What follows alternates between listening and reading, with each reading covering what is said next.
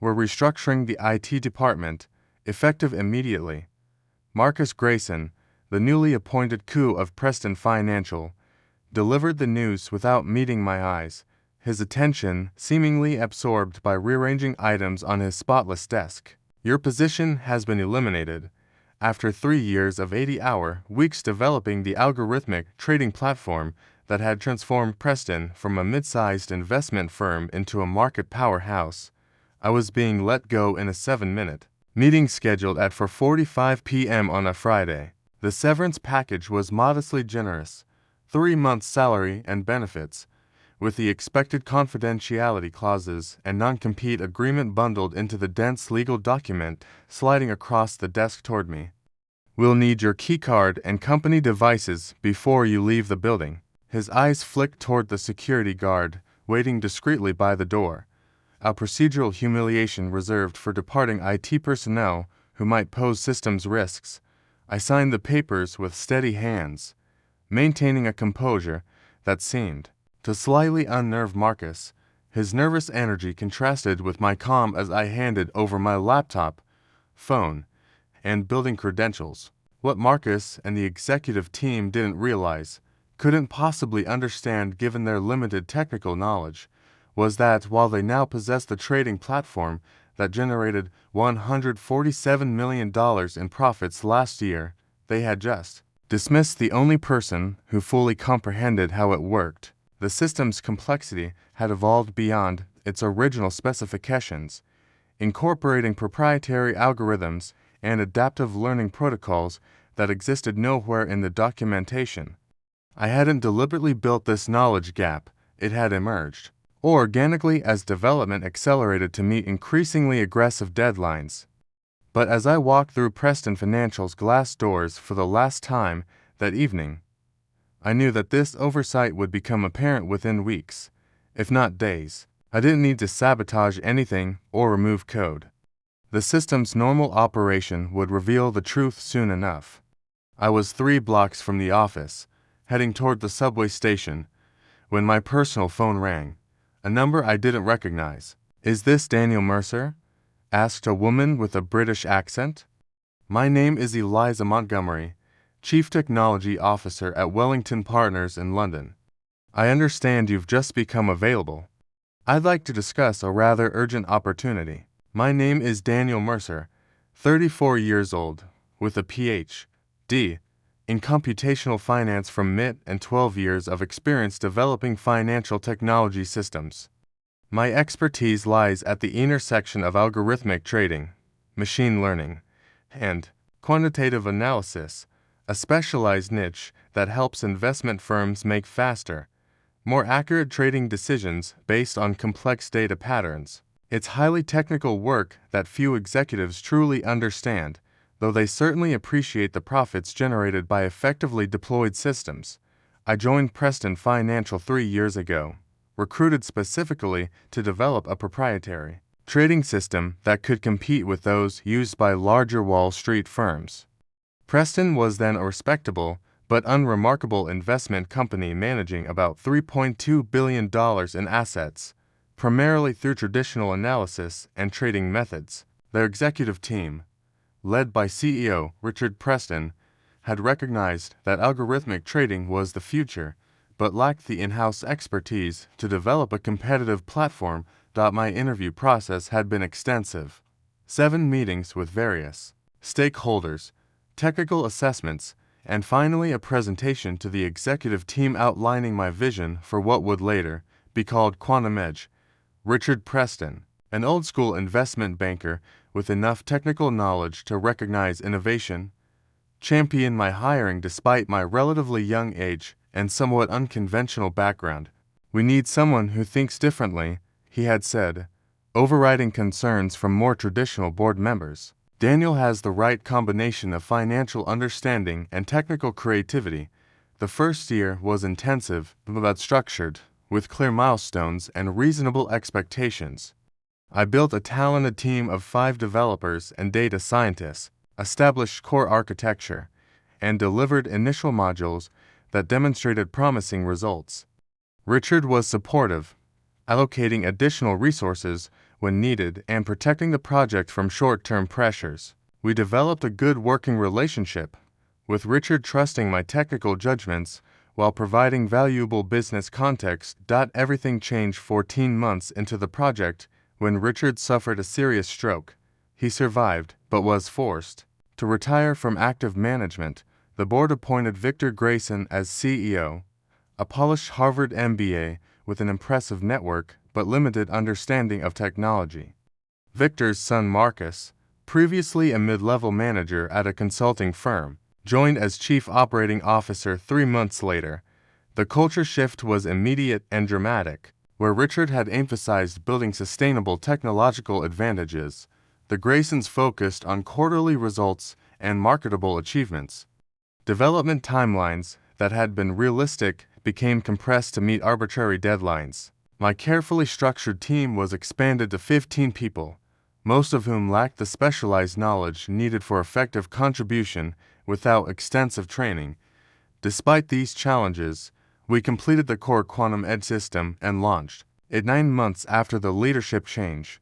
The results exceeded everyone's expectations, improving trade execution speeds by 78%, reducing errors by 91%, and most importantly, significantly increasing profitability. Within the first full quarter of operation, Quantum Edge had identified market patterns and executed trading strategies that generated an additional $28 million in profits. As the system proved itself, pressure mounted to expand its capabilities faster than was technically prudent. My warnings about rushing development were increasingly interpreted as resistance or lack of ambition. The Graysons began excluding me from strategic discussions about the platform's future while demanding ever more aggressive enhancements. 2. Maintain system integrity while meeting impossible deadlines.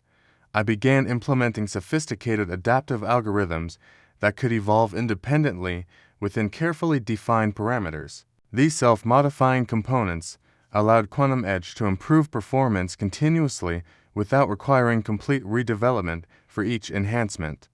It was cutting-edge work that went far beyond the original specifications, incorporating research from my doctoral thesis that hadn't yet been published or widely implemented in the industry. The approach worked brilliantly from a technical perspective.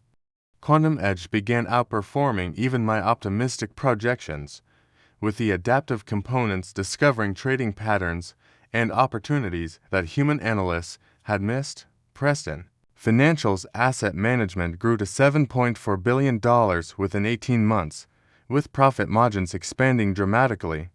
The firm's market reputation transformed from reliable traditional investor to innovative financial technology leader.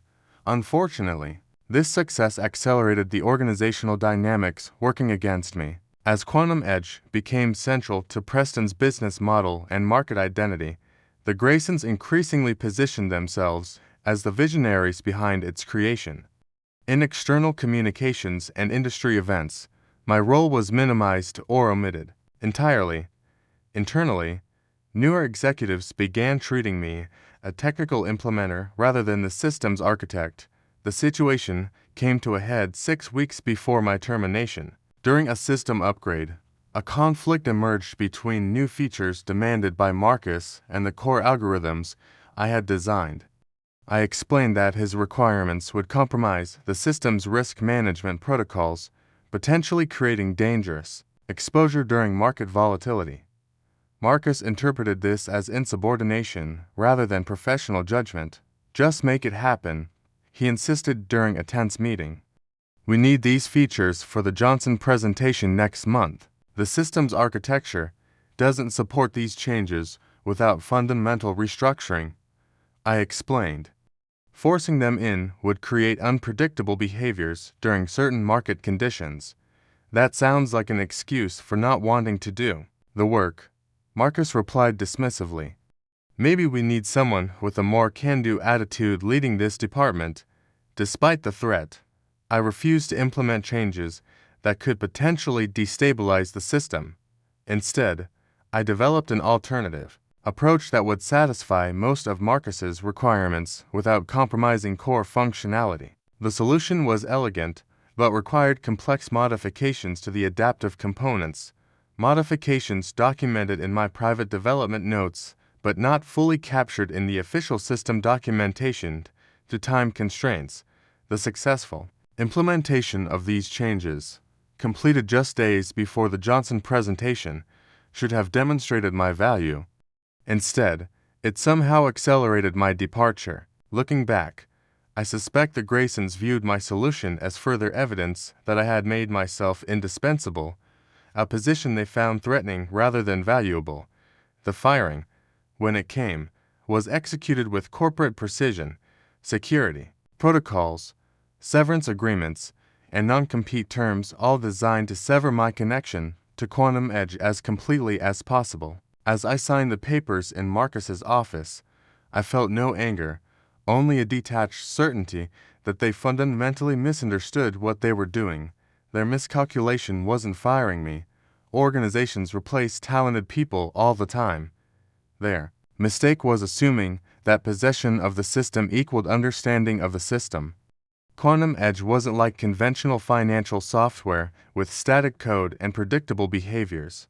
Its adaptive components required ongoing guidance from someone who understood its evolutionary pathways and operational parameters. Without that guidance, the system would continue functioning initially, but would gradually drift into suboptimal patterns or potentially dangerous trading strategies as market conditions change.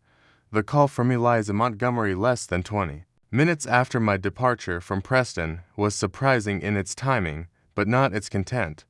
Wellington Partners was a respected London-based investment firm known for its technological sophistication. That they would be aware of my work wasn't shocking. The financial technology community is relatively small at the highest levels, and Quantum Edge's performance had been noticed. "How did you know I was available?" I asked after confirming my identity. "Financial services is a smaller world than you might think, Dr. Mercer," Eliza replied. "News travels quickly, especially regarding someone of your capabilities. Are you able to speak freely at the moment?" I explained that I had just left Preston's offices and would prefer a more formal conversation after reviewing my legal obligations under the separation agreement. "Of course," she said, "but I should mention that we're particularly interested in discussing a complete platform development, not just enhancements to existing systems. The non-compete restrictions often have different applications. In such cases, we arranged a video call for the following morning. I spent the evening carefully reviewing the severance documents, particularly the non-compete clauses. As Eliza had hinted, they prohibited me from working on similar trading systems for competing firms within specific geographic and temporal boundaries, but contained standard exclusions for wholly new development and had limited enforceability across international jurisdictions. The video call with Wellington was comprehensive, 3 hours with progressive layers of technical and executive leadership. Unlike my interactions with the Graysons, these conversations reflected genuine understanding of the technology alongside clear business objectives. By the end, they had outlined a compelling offer, developing a next-generation trading platform with a substantial budget, autonomy over technical decisions, and a compensation package that included significant equity in the resulting system. 2 days later, a second unexpected call came, this one from Anthony Chong, CEO of Meridian Capital, one of Preston Financial's largest competitors based in Singapore. Like Wellington, Meridian had somehow learned of my availability with remarkable speed. Their approach was even more direct. "We've been watching Quantum Edge's performance with great interest," Anthony explained. "We'd like to discuss bringing similar capabilities to Meridian, with you leading the development." Within a week, I had received serious inquiries from 5 premier financial institutions across 3 continents. Each conversation included subtle acknowledgement that they understood the true source of Quantum Edge's success. It was a stark contrast to how Preston's leadership had perceived my contribution. While these discussions progressed, I maintained appropriate distance from Preston's operations, scrupulously honoring the legal aspects of my separation agreement. I had no desire to sabotage the system I'd built or harm the many good people still working at the company. My team members deserve to succeed, even under flawed leadership. Exactly 17 days after my termination, the first signs of system drift appeared in Quantum Edge's performance. Nothing catastrophic, just subtle inefficiencies in trade, execution, and risk assessment that would be noticeable only to those closely monitoring performance metrics. These issues were natural consequences of the system's adaptive components evolving without proper guidance. Without intervention, they would gradually compound. On day 22, I received a text message from Jennifer Kaufman, my former lead developer at Preston, system showing unusual behavior patterns. Management blaming recent updates. Technical, debt coming due. I didn't respond, though I sympathized with Jennifer's position. The technical debt she referenced was unavoidable given the compressed development timelines. Under proper management, it could have been systematically addressed during normal maintenance cycles. Without that understanding, Preston's remaining technical team would struggle to isolate increasingly complex issues. On day 25, Marcus Grayson himself called. I watched his name appear on my phone screen with mild surprise at how quickly the situation had deteriorated. Daniel, we should discuss some consulting arrangements, he began without preamble when I answered. There are some system optimizations we'd like your input on. I'm currently reviewing several opportunities. I replied neutrally. What specifically did you have in mind? A short-term engagement to address some performance issues and knowledge transfer with the current team. We'd compensate you appropriately. Of course, that would effectively involve reversing my termination and the associated agreements, I observed. Has anything fundamentally changed at Preston in the past month? Marcus's hesitation was telling. We're maintaining our restructuring direction, but recognize the value of a smoother transition period. Translation: they needed me to fix immediate problems, but had no intention of changing the organizational dynamics that had led to my dismissal. I'll need to review any consulting proposal with my attorney, I responded. My schedule is quite limited for the next few weeks, but I can have her reach out to Preston's legal team. This measured response clearly frustrated Marcus, who had likely expected either eager acceptance or bitter refusal. The middle path, professional consideration without emotional reactivity, seemed to confound his expectations. 3 days later, an even more surprising call came through. Richard Preston himself, speaking from retirement for the first time since his medical departure. Daniel, I owe you an apology, he began, his voice slightly weaker than I remembered, but his directness unchanged. I've been reviewing Quantum Edge's recent performance and have had some frank discussions with the technical team. The system is struggling without your guidance, and the board is concerned. Richard explained that he had remained Preston Financial's largest individual shareholder and had been alarmed by both my termination and the subsequent system issues. He had called an emergency board meeting scheduled for the following week. I'd like you to join that meeting, not to place blame, but to help us understand the true situation with Quantum Edge and consider appropriate paths forward. This invitation represented a significant opportunity, not for vindication, but for honest assessment of what Preston Financial needed to maintain the system properly. I agreed to attend, with the explicit understanding that this would be an object of technical discussion, not negotiations for my return. The board meeting was remarkably different from what I had expected. Rather than defensive posturing, I encountered serious concern from most directors. The Graysons were present but notably subdued. Richard had clearly been effective in focusing attention on the business implications rather than organizational politics. I presented a comprehensive assessment of Quantum Edge's current state, explaining the adaptive components in terms non-technical board members could understand, and outlining 3 potential paths forward. 1. A 6-month knowledge transfer initiative where I would work with Preston's technical team to document the system's evolutionary aspects and establish sustainable management protocols. 2. A partnership with one of several qualified financial technology consultancies I recommended. who could provide ongoing support with my initial guidance. 3. A gradual transition to a more conventional trading platform that would sacrifice some performance advantages but provide greater stability with existing personnel. What about you simply returning as CTO? Asked Barbara Winters, a senior board member. Wouldn't that be the most straightforward solution? That would address the immediate technical needs, I acknowledged, but not the organizational alignment issues that led to this situation. Sustainable technology management requires executive understanding and support of technical realities.